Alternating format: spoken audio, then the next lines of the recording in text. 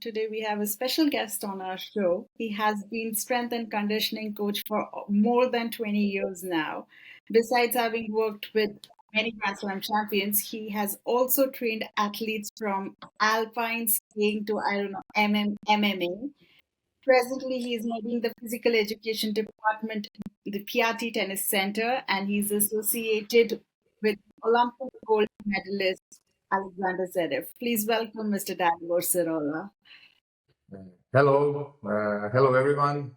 First of all, thank you for having me. It's a big pleasure to be part of your podcast. I saw all the other names who were on this podcast, so it's a big honor to be here. Thank you. Thank you so much for your time and for speaking to us today. So, Dalibor, you are leading the fitness division at the PRT Tennis Center. What does your day look like? But usually days here are quite busy because we are a little bit different than classic academies in a way that we, besides having players here, we provide also consulting services for the other pro players and their teams, for the other clubs from all over the Europe, and also we provide consulting services for the tennis federation for all over the world. So almost every week we have someone here who wanted to improve something, regarding working with the player physically or from the physio perspective side. Then, or someone is coming like a clubs, they want to learn how we manage the center, the collaboration between the areas. Because this is the second point, we are here for main areas. So it's a gym area, physio area, tennis, of course, and then management. And we try to work together. So like really good teamwork, and we communicate all the time, the meetings, how to improve it and everything. Then inside the gym, we are 7, including me, 8 fitness coaches. So, also here we have regular meetings. I'm trying to speak with the guys, having small conferences, educating them. So, and then in the end, we have also players we should work with. So usually it's a quite busy time when I'm here. And how about you? How did your interest in fitness develop, and how did you associate yourself to tennis? But as a kid, I was always around the sport. I was as a young man, I was playing 3 different sports. I was good, but looks like not good enough to become a serious pro athlete. Then I decided later on to study, to went for kinesiology, faculty of kinesiology in Zagreb, so I finished it, and then I started to work in the regular fitness centers. And then together with one physiotherapist, we decided to open together a center, which we call the Recreational Rehabilitation Center. Then after a few years, we had so many athletes there coming, or because they wanted to just do kind of rehabilitation and coming back to the sport, or there was more and more athletes that were interested in physical preparation. And then I was lucky enough that one day Ivan Ljubicic came to this center. We are talking about 2008, 2007, 2008. And he was at the first, he was coming there with his old fitness coach, doing part of the preparation, because he's based also close to my center, my ex-center. So he saw me there in 2009. He asked me if we can start to work together maybe, and rest is the history. So I was lucky enough that he was there, and then probably if he was not there, I wouldn't be here today talking with you. So rest is the history. Yeah. So you just mentioned you were not good enough to become a professional athlete, but you are making the good athlete into their best version. So I think kudos to that. Yeah, thank you very much if you think so. But I'm a strong believer in the teamwork, and I always had good people around me. So from the tennis coaches, if you are talking about the tennis world, of course, from the tennis coaches, from the physiotherapy side as well. So doctors as well. So I'm a big believer in this teamwork, and I'm always trying to surround myself with the good people and to work together, because like this, there is a more chances to have a success. Speaking about Lubicic, one of your first students, during the Indian Wells 2010, you were Yeah. coaching him, and he beat three big names, namely Djokovic, Nadal, Roddick. Do you remember that historic win in California? And what do you think about that glory moment right now? Yeah, it was an incredible experience for me because I was young in the tennis world. As I told you, I started with Ivan in 2009. So actually, I was not there in Indian Wells. I was not present there, but I was on the tournament before Indian Wells. I was in Dubai with him, Okay. where he played also Djokovic, and he lost in the quarters after Mhm. winning first set 6-2. It was a great match. And I can notice that something is going on in the right direction, because he was playing really well over there, especially serving well, which was a big part of his game. And then he left for Indian Wells, of course, and he did what he did. It was a huge success, and again, it was a big experience for me emotionally as well, because you're young in this sport, you don't understand quite a bit, how the things are going, and then your player is winning one of the big tournaments. So it was like, as I said, a big emotional moment for me, of course. Good to know that. And presently, you're associated with an exceptional talent on the ATP tour. But unfortunately, in the year 2022, it was an agonizing year for him with triple ankle twist at the French Open. But he did bounce back after the match against semi-final match against Nadal, and with his immense grace, and presently he's one of the best players in the world. In your opinion, can Sasha Zverev, can he fulfill that unfulfilled Grand Slam dream of his? He was close, I think, US Open 2020, just one game away, and also Yeah. last month in the semifinals he was two sets up. So, Yeah. what is he lacking that one Grand Slam trophy he cannot clinch? So, yeah, listen. So I can talk about last year because I'm working with Sasha now a little bit more than 1 year. I started last year after Australia. So I don't know how it was before. He was a champion. I was back before. I was working with other players, and I know how it was to be in the other box, playing against him. But I didn't know things from the inside. Now I'm inside, so uh, right now I think, and we are constantly talking about this. It's a little bit more about how we program the whole season, especially tournaments before a Grand Slam. Then from the technical tactical standpoint, how he plays early round matches, because I took out a lot of statistics where I showed to him that basically going to the quarters and semis, he's the guy who is playing the most time, so he's spending the most time on the court, and especially in this late round matches, this is what is count, because fatigue starts to be a major thing, so it's more about this, how to prepare these big tournaments, and then how you play this first round matches. I think it's more about this, than lack of physical preparation or something else. So, do you think he can he replicate his Tokyo Olympics glory moment in Paris this summer? Like it will be a redemption moment for him. He was brutally injured 2 years ago, and Yeah. he had the medal. But listen, so he won Olympics already in Tokyo, so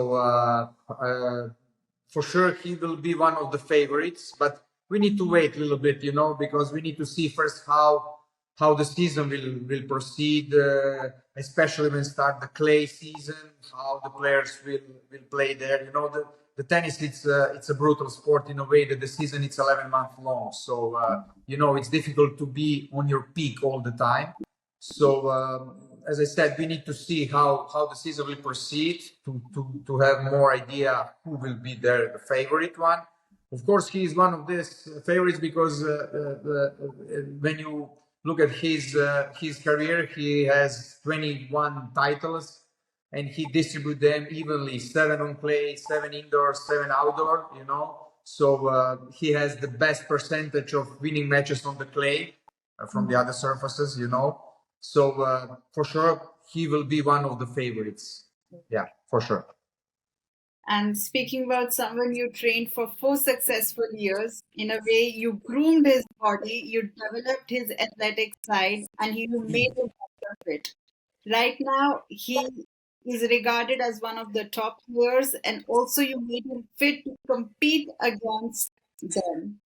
And over the past 20 years, he has been the first man who is not named Federer, Nadal, Djokovic, or Wawrinka to win in Melbourne.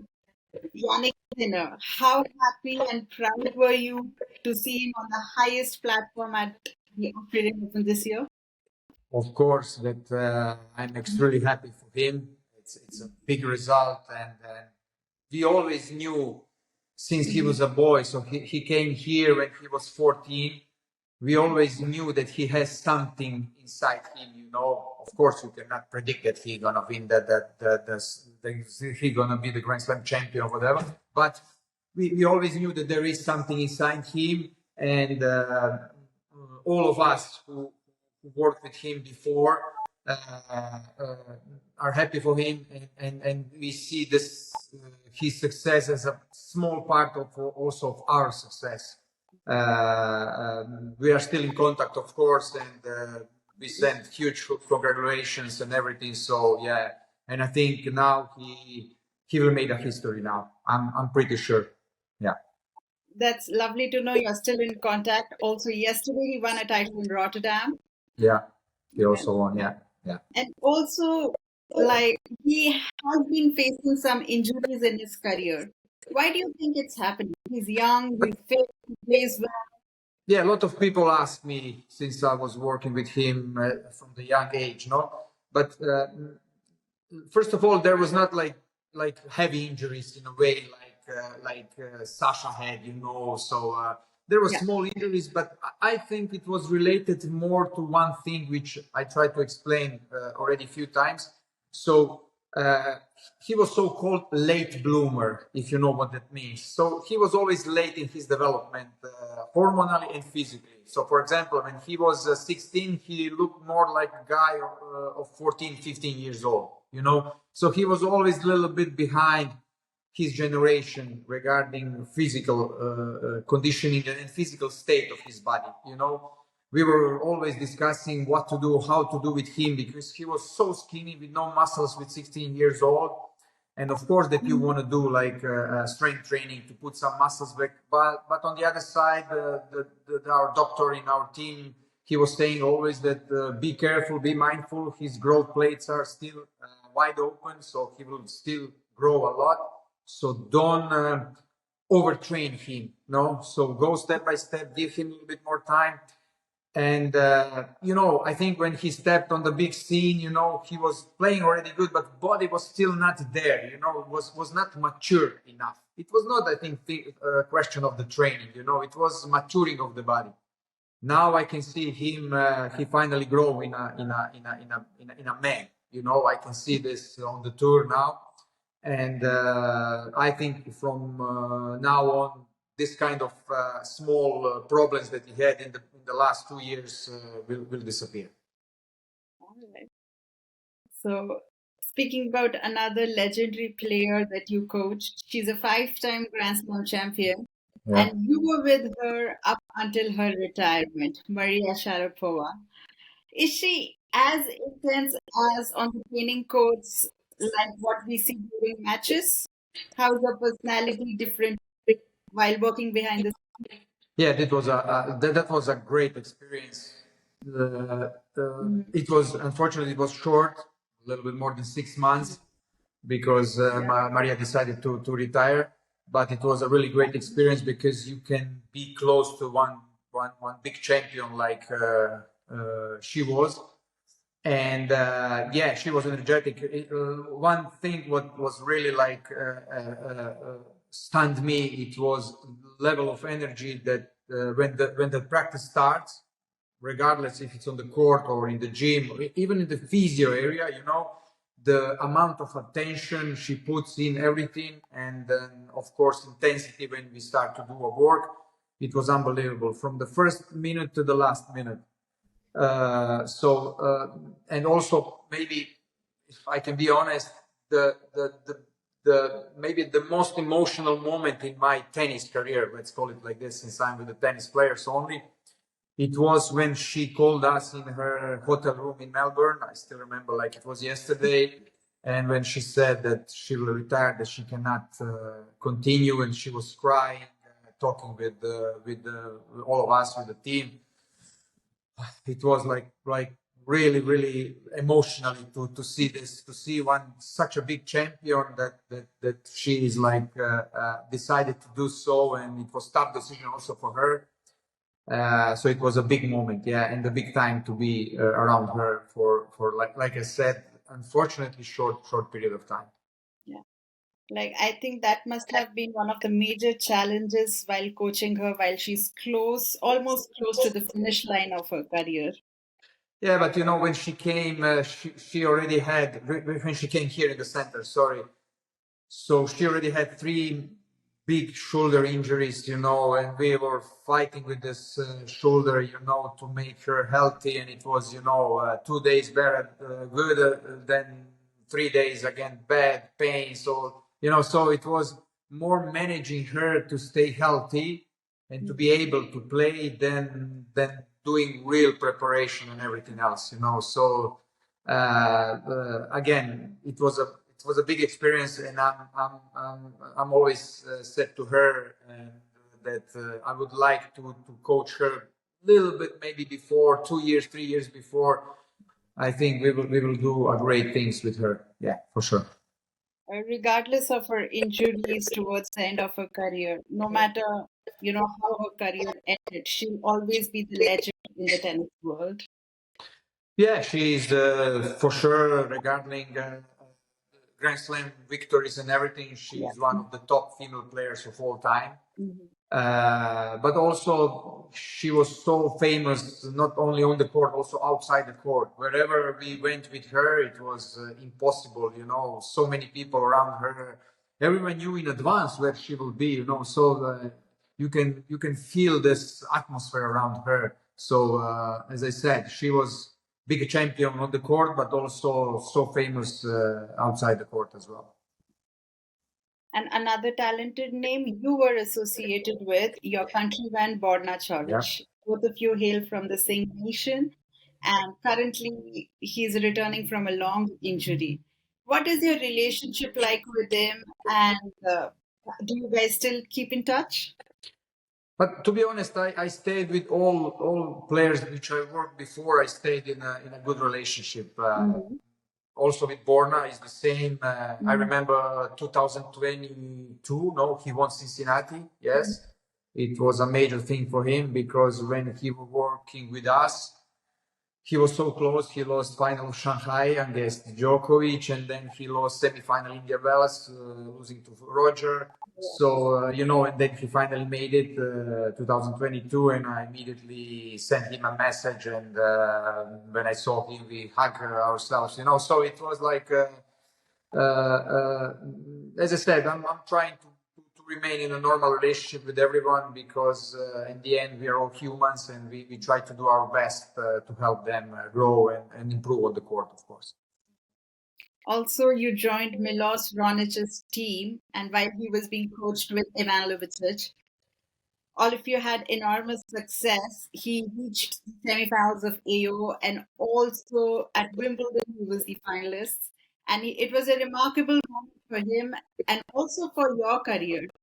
Can you tell us something about the memory which still stands in your head? He defeated Federer in his own backyard on the final match against Andy Murray. Yeah, that was actually my first and only Grand Slam final so far with some players. You know, I worked so many years, but I was a little bit unlucky or maybe not good enough. I don't know, but yeah. Shanta is still there. Don't worry. I don't know. Yes. So yeah, with Milos was a big challenge. Of course, 4 years we tried to give our best, and in a way we did a good job. He was number 3 in the world. He played his best tennis while he was. We were together, and yeah, this match with Roger 5-setter, you know, on the Wimbledon. But we need to be honest, Roger was injured already there. He had knee problem. Straight after the Wimbledon, he went on this knee operation. So, but again, Milos won.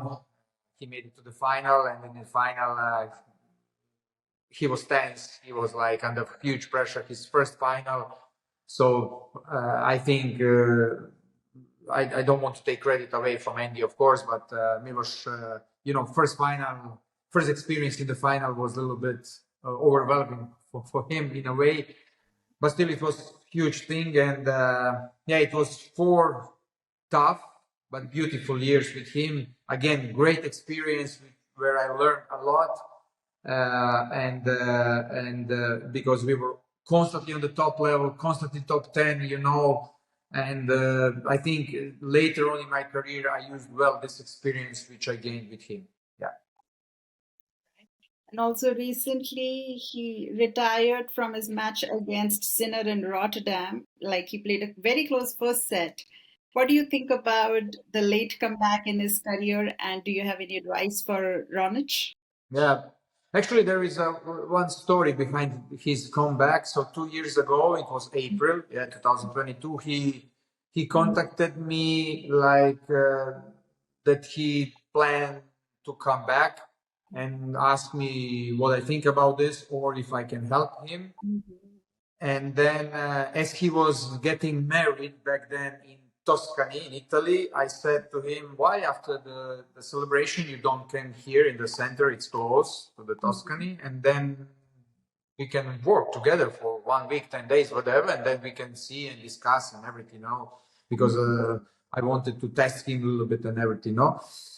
And so it started, you know, he was here for 1 week, and then my colleagues, my coaches went with him to Bahamas because he's based there to start working physically for his comeback and everything. You know, when you have such a big break as he had to come back, you know, it's not easy, especially now also at his age.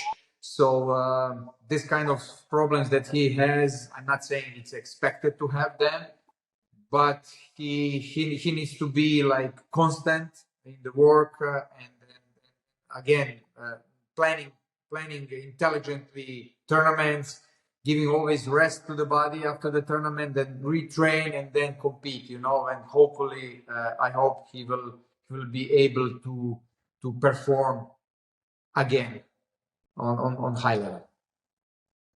And you have always worked with many prolific tennis players over the time span of 2 decades, your entire career.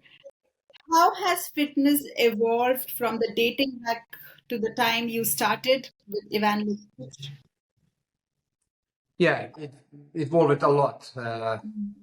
So another small story when back then, let's go again to the Milos. So during that Wimbledon, which we were talking about before, there was great coaches in our team. No, it was Riccardo Piatti, of course, and then Carlos Moya and John McEnroe was also part of the coaching staff.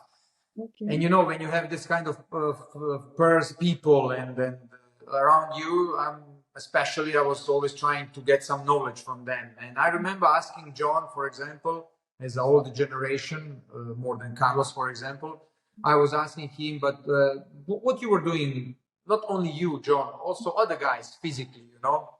And he said basically nothing. So maybe some stretching sometime, or maybe some running like a warm up, but more or less that was it, you know. And it was not strange that with 30 years old, they were already in the end of their careers, more or less. No, now you can see the players like Novak, like Rafa is trying to do. Roger was doing the same. You know, not only be able to play when you are 35 or more, but able to compete on the highest level. You know, and part of this it's also because you know there is approach how you treat the body from the treatment standpoint, for the training standpoint. Then medications are there. Then also physiotherapy evolved, machines. So when you include everything of this into regular daily work, you can have this based nutrition. Nutrition it's evolved a lot, especially recently, because Novak also talked a lot about nutrition the last 2, 10, 15 years. So players are taking much more attention to this supplementation as well. So because of all of that, longevity, it's a different, you know. Also, how we train athletes outside the court. I remember when I started, for example, I remember that my first tournaments, a lot of other coaches was coming to me and asking me like, "Are you Pilates instructor or what?" Because you know I'm always taking care a lot about training of flexibility, mobility, you know, that kind of stuff.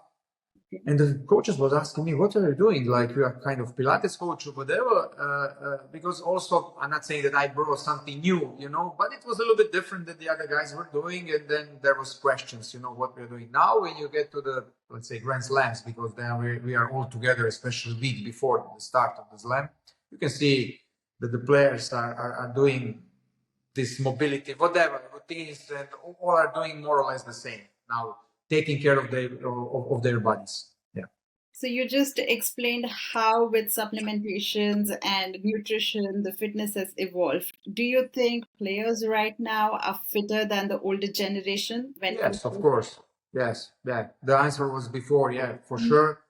Because you know, like any other sport, if you watch the football, I mean European football matches or basketball matches, whatever, 20 years ago, 30 years ago, there was exceptional athletes also back then. But the game is much faster, you know. The game of tennis is much faster. The ball is going faster through the air, you know. So also players needs to move faster, react faster. So everything is faster. So that's why also the physical state of the players must be better, and it is better for sure. You have immense experience in tennis. You have worked with so many names, and you have, if I'm not wrong, you have been to all the tournaments in the 5 continents. So, what is one memory that still stands in your head, one achievement a player did, or something which is really personal to you and you want to relive it again? So it's a many of them. I think it would be unfair now to pick only one or two. I don't know. As I said before, this emotional moment from Maria when she was retiring, then from beginning when Ivan won the first Master 1000, you know, in Indian Wells. So many moments, you know. And as I said, it would be really unfair to pick only one moment. Also, you didn't ask me. I worked also with one great guy. I stayed in such a good relationship. It was Andrea Seppi, Italian player, you know, with best ranking top 18, you know, top 20. So he was 18. You know, after some period of time, we were more friends than actually have this kind of relationship than coach and player, you know. So really to pick up now one thing will be unfair. Will be unfair. Okay. And also, you're living away from home. You're a Croat, Yeah. and you have been loyal to the PRT Tennis Center for long, long years now, major part of your career, and it is located in Italy. So, how does it feel living away from home? Yeah, it's not easy. It's not easy, especially for my family. And but I have big understanding from their side, so which is helping because without their support and understanding, all of this will be impossible for me to reach all of this. What I managed to do with all these guys. So how much I'm thankful for these players and teams around me. The same thanks go to my family to understand me and support me. Yeah. Okay, thank you so much, Dalibor, for your time. It was a pleasure Thank you. indeed. And I wish you all the best for the rest of the year with Sasha. And I hope to see you soon again. Thank you very much. And again, it was a big pleasure to be on your podcast. Thank Thank you. you. Thank Have a you. nice day. Bye. Bye bye.